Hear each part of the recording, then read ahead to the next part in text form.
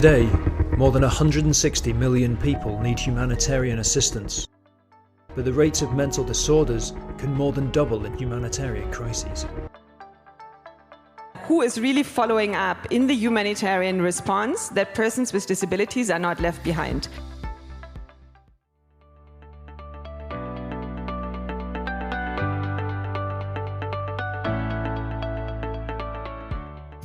Hi, this is Carine Weiss and welcome to the Mhpss Switzerland Health for All podcast. And today we talk with Ben Adams, who works for CBM Global Disability Inclusion as a Senior Mental Health Advisor. CBM Global works alongside people with disabilities in the world's poorest places to fight poverty and exclusion. Ben has worked extensively on the topic of mental health, humanitarian emergencies, disability and inclusion, and holds a degree in psychology and a master in global health.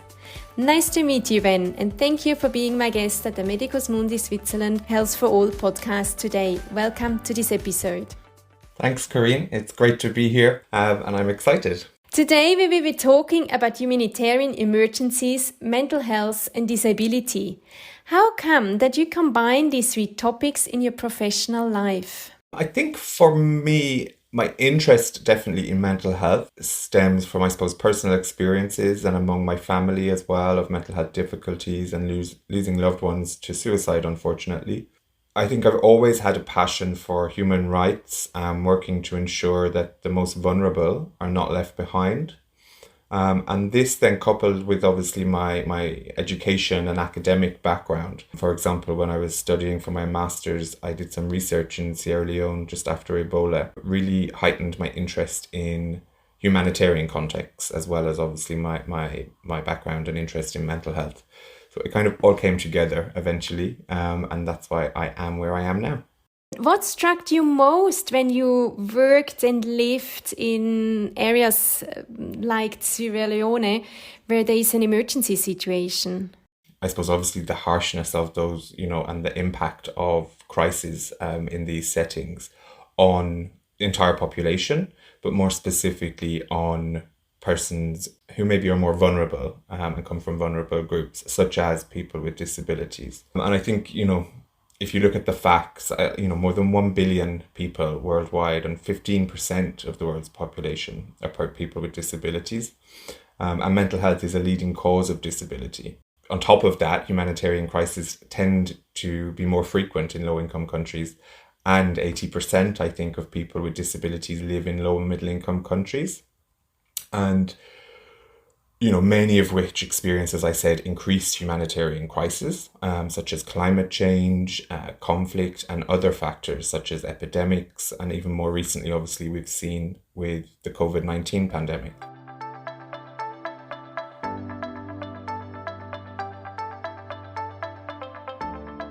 And what we know is that people with disabilities are disproportionately affected by these types of crises. And they face risks, they're at an increased risk of routine exclusion within humanitarian response. So kind of bringing it back to your question, I suppose my interest in working to ensure the most vulnerable groups are not left behind, I noticed that, one of the most vulnerable groups is person with disabilities, and even more specifically people with psychosocial disabilities. And that's really what I suppose sparked my keen interest and motivation to work in this area. So what does it mean for a person living with a psychosocial disability and being forced to flee because of a natural disaster or an onset of war? What does it mean for such a person? There are many risks that people with disabilities face in humanitarian crises. And as I said, people with disabilities, and psychosocial disabilities more specifically, are already a vulnerable group before any disaster, especially in low-income countries. Whereas we've said most humanitarian crises unfortunately tend to happen. And as well as the direct physical impact people with disabilities are more likely to experience with the result of humanitarian crisis, they also are more likely to experience distress increased dependency on others. This can be coupled with violence, including sexual and domestic abuse, exploitation even by family and community members, discrimination and exclusion from access to humanitarian assistance across all sectors, so across shelter, education, livelihoods, healthcare, and other supports and services. And this all obviously has a severe impact on the person's physical and mental health, leading, I suppose, to a diminished well-being and sometimes even fatal consequences due to being excluded or left behind. So in your point of view, mental health is very important in humanitarian emergencies. But why can't we just focus first on safety, food, shelter, or health? It's not so much for me that we shouldn't focus on those areas. We should, but it's about ensuring the inclusion of people with disabilities and as we've said, psychosocial disabilities across those sectors.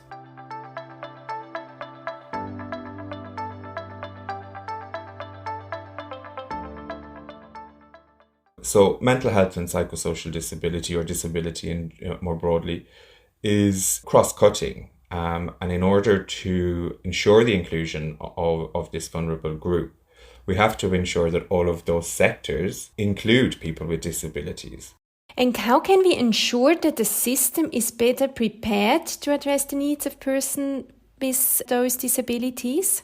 Well, I think, as we've said, we have to ensure their participation.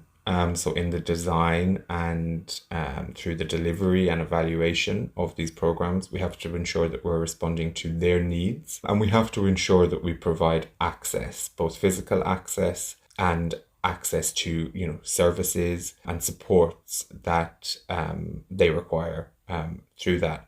And it's really about, disability inclusive humanitarian action in general, which focuses on the identification and removal of barriers faced by persons with disabilities when accessing humanitarian services across all sectors, and recognizing and ensuring their capacity to engage meaningfully in the process. So it's not so much about, one or the other, but it's about actually that all of those sectors must become more inclusive. Yeah, and the issue is inclusion, that we often forget to be more inclusive in the programs. Absolutely. And I think also a lot of people are maybe unsure of what that means on the ground. So what actually is inclusion?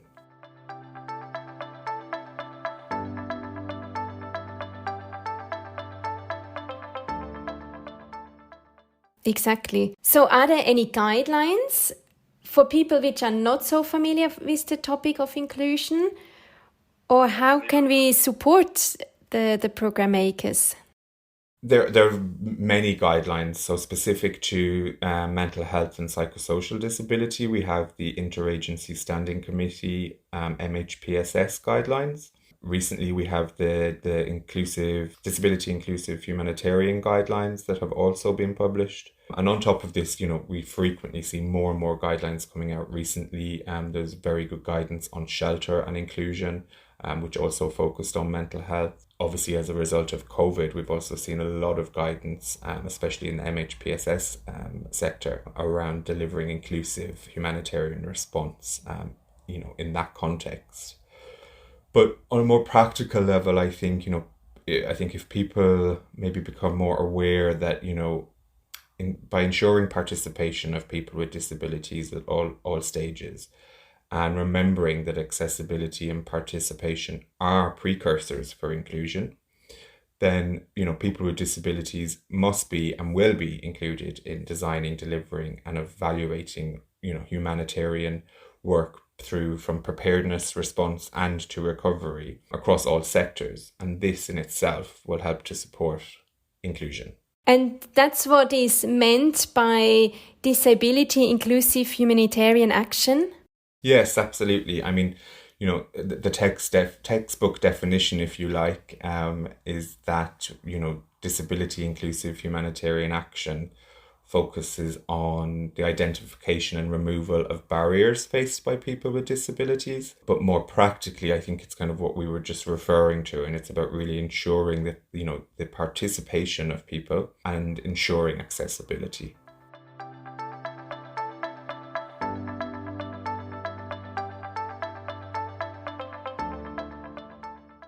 You are working at CBM Global. So can you give us an example of a current humanitarian emergency response that you are involved in and some of the strategies to ensure that you work inclusive in that setting? CBM Global has been engaged in humanitarian action for many years, and we have progressively increased, I suppose, our humanitarian programs and engagement, which, all practice and promote disability inclusive humanitarian action, and mental health and psychosocial support continues to be a core component of this.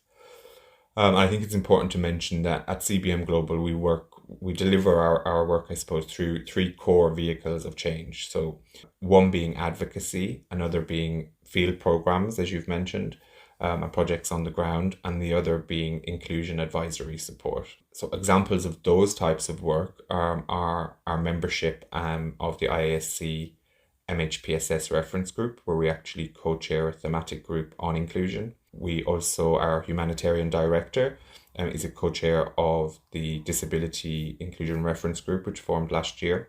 And we also do external work through our Inclusion Advisory Group, supporting UN organisations and organisations of persons with disabilities to deliver inclusive programmes. Our own field programmes are all, focused primarily on inclusion and human rights. And more recently, we have delivered COVID response humanitarian programmes across all regions globally in countries where we work. We had a response to the cyclone in Zimbabwe, and to ensure inclusion, we facilitated accessibility in camps. So, physical accessibility with, ramps and handrails, etc. We provided targeted cash assistance for people with disabilities. We provided assistive devices for people with disabilities, safe spaces for people with psychosocial disabilities, and ensuring people with just experiencing distress or with mental health difficulties are being assessed and treated where appropriate.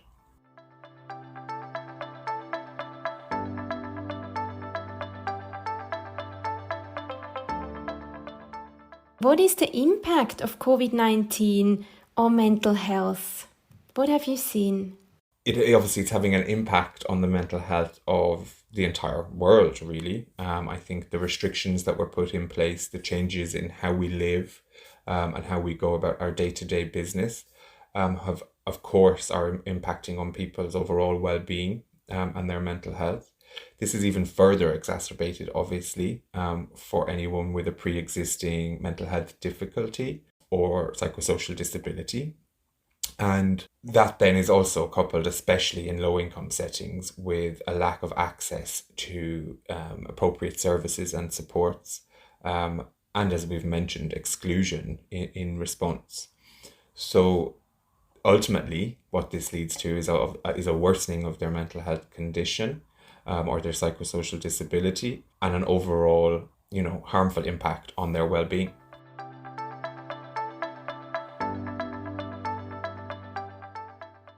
Let's go back to the topic of psychosocial disability. What does the inclusion of psychosocial disability mean in humanitarian settings? I think firstly it's important people understand what is psychosocial disability, and there's a lot of debate around the terminology we use within the disability sector. And I think what we have to remember is that psychosocial disability is not about diagnosis, but it's about the functional impact and barriers which might be faced by somebody with lived experience of mental health and or psychosocial difficulties, or someone in distress as a result of a crisis itself. Social disability can restrict a person's ability to be in certain environments, to concentrate, to complete tasks and access activities of daily living. It can even impact on their ability to interact with others or to manage stress. So when you consider all of these factors, you can really see the impact humanitarian crises can and do have on people with mental health difficulties or psychosocial disabilities, and hence the importance of an inclusive, cross-sectorial humanitarian response.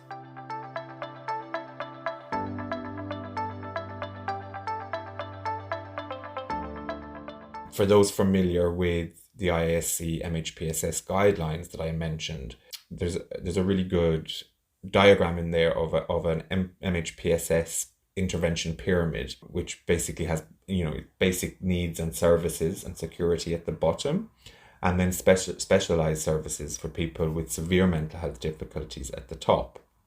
And if you look at that pyramid, it really allows you to explore what contributes to mental health and psychosocial well-being, either positively or negatively, when designing and delivering humanitarian preparedness, response and recovery programs. So when you look at it from that way, you must consider all things that impact how people feel and our general well-being on a daily basis. And really what you were referring to here is the social and environmental determinants of mental health. So many of us take things like having clean water, food, a home, or shelter in this instance, for granted, but we must consider how we would feel and even survive without these basic needs, and this safety and security, and the impact that would have on our psychological well-being. And I think if you do that, you can really see that Mhpss is cross-cutting, and that mental health and Mhpss are intrinsically linked across all sectors. And how can we ensure that mental health is, let's say, more considered in health programming? Because after the COVID-19 pandemic, for me, it became very clear that we need to invest much, much more into mental health. And I have the same background as you. I'm also a psychologist, and I think this is an area which we kind of try to ignore, but it affects every single person on this earth, regardless of your status or your background. It affects everyone. So how can we ensure that we have more investments into mental health? Yeah, I mean, I agree with you completely. And I think maybe a positive to take from COVID is that I think in general, globally, there is much more of an awareness of mental health and the impact that COVID has had on people's mental health. We have to look at that as a positive. We also have to leverage on that opportunity. So while people have this, increased awareness and there is more of a focus on mental health and inclusion of vulnerable groups, such as people with disabilities, we have to use this as an opportunity to really both advocate for increased investment, to create awareness around mental health and psychosocial disabilities. But also what we must consider is that within that it's very nuanced. So what might work or might be the needs of people in distress or with mental health difficulties in one context is not necessarily the same in another. And similarly, the investment so far in mental health in one context, as we know, is always very different to another. So in Western countries, for example, like where I am from in Ireland, even though there hasn't been enough investment, there has been considerably more investment in mental health here than there has, if you like, in Zimbabwe or in Nepal.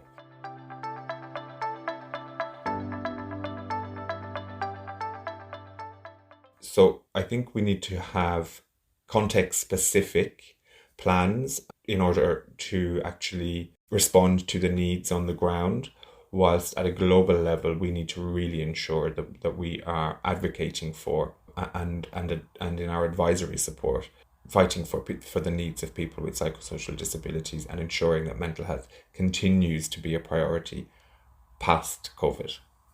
If you had a wish for the universe, what would you wish for? Oh, many things.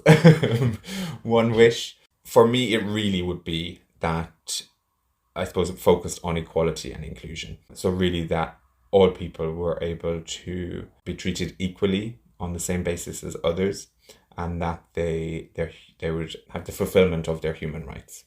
Thank you so much for being my guest at the Medicus Mundi Switzerland Health for All podcast today, and I wish you a lot of success for your future endeavors. Thank you so much, Carine. That went very fast.